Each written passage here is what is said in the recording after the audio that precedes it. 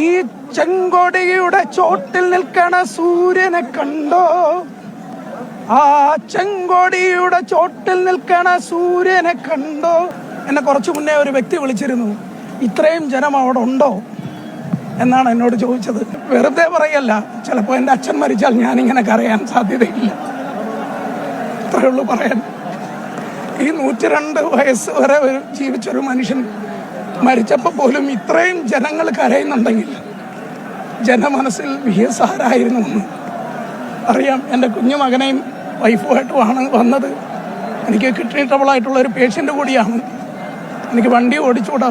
ഞാൻ 2017 ശേഷം ഇത്രയും നേരം നിൽക്കുന്നതും നടക്കുന്നതും ഇപ്പോഴാണ്. എൻ്റെ കുഞ്ഞു പോലും അപ്പൂപ്പനെ കാണാനാവുന്നത്. പലതവണ ഇദ്ദേഹത്തിനെ എനിക്ക് സ്റ്റേജിലേക്ക് പിടിച്ചു കയറ്റാൻ കഴിഞ്ഞിട്ടുണ്ട്. ഡിവൈഎഫ്ഐയുടെ ഭാഗമായി ഞാൻ നിൽക്കുന്ന സമയം സഹിക്കാൻ പറ്റുന്നില്ല. ഇത്രയും വയസ്സുള്ളൊരു മനുഷ്യൻ, ഇത്രയും വലിയൊരു കമ്മ്യൂണിസ്റ്റ്, ലോകത്ത് തന്നെ ഇങ്ങനൊരു മനുഷ്യനുണ്ടോ എന്ന് സത്യം പറഞ്ഞു കഴിഞ്ഞാൽ എനിക്ക് പറയാനുള്ള വേറൊരു കാര്യം കൂടിയുണ്ട്. എന്നെ കുറച്ചു മുന്നേ ഒരു വ്യക്തി വിളിച്ചിരുന്നു. ഇത്രയും ജനം അവിടെ ഉണ്ടോ എന്നാണ് എന്നോട് ചോദിച്ചത്. ഇത്രയും ജനം അവിടെ ഉണ്ടോ എന്ന്.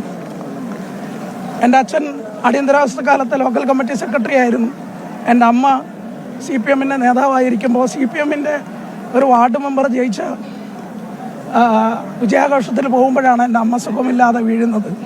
എൻ്റെ അമ്മ മരിച്ചപ്പോൾ ആശുപത്രിയിൽ കണ്ട ഒരു പ്രദേശത്ത് വളരെ ചെറിയൊരു മഹിളാ അസോസിയേഷൻ്റെ പ്രവർത്തകയായിട്ടുള്ള CPMൻ്റെ ഒരു മെമ്പറിനെ വന്ന് ഒരു മനുഷ്യൻ കാണണമെങ്കിൽ അതാണ് VSന് വേണ്ടി ചെയ്തൊരു 4 വരി ഉണ്ട്.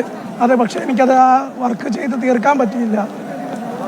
ഈ ചെങ്കൊടിയുടെ ചോട്ടിൽ നിൽക്കണ സൂര്യനെ കണ്ടോ? ആ ചെങ്കൊടിയുടെ ചോട്ടിൽ നിൽക്കണ സൂര്യനെ കണ്ടോ?